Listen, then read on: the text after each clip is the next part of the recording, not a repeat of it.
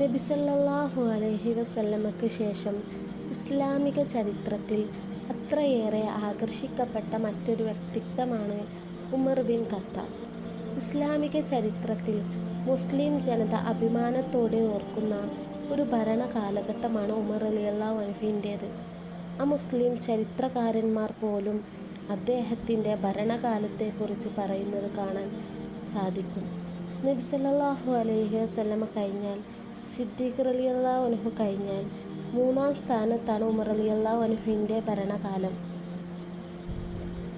അത്രയേറെ മനോഹരമായിട്ടുള്ള ഭരണമായിരുന്നു അദ്ദേഹത്തിൻ്റേത്. ഖുറൈശികളിലെ ബനു ഹദിയ്യ് ഗോത്രത്തിലാണ് ഉമർ റളിയല്ലാഹു അൻഹു ജനിക്കുന്നത്. അദ്ദേഹത്തിൻ്റെ മാതാവ് വളരെ പ്രസിദ്ധമായിട്ടുള്ള മറ്റൊരു ഖുറൈശി ഗോത്രമായ ബനു മഖ്സൂം ഗോത്രക്കാരിയാണ്. നബി സല്ലല്ലാഹു അലൈഹി വസല്ലമയേക്കാൾ 13 വയസ്സ് കുറവായിരുന്നു ഉമർ റളിയല്ലാഹു അൻഹുവിന്. ജാഹിലിയ്യ കാലത്ത് വളരെ ചുരുക്കം ചിലർക്ക് മാത്രമേ എഴുത്തും വായനയും അറിയുമായിരുന്നുള്ളൂ. അതിൽ ഒരാളായിരുന്നു ഉമർ ബിൻ ഖത്താബ് റളിയല്ലാഹു അൻഹു. വളരെ ചെറുപ്പകാലത്ത് തന്നെ എഴുതാനും വായിക്കാനും അദ്ദേഹം പഠിച്ചിരുന്നു.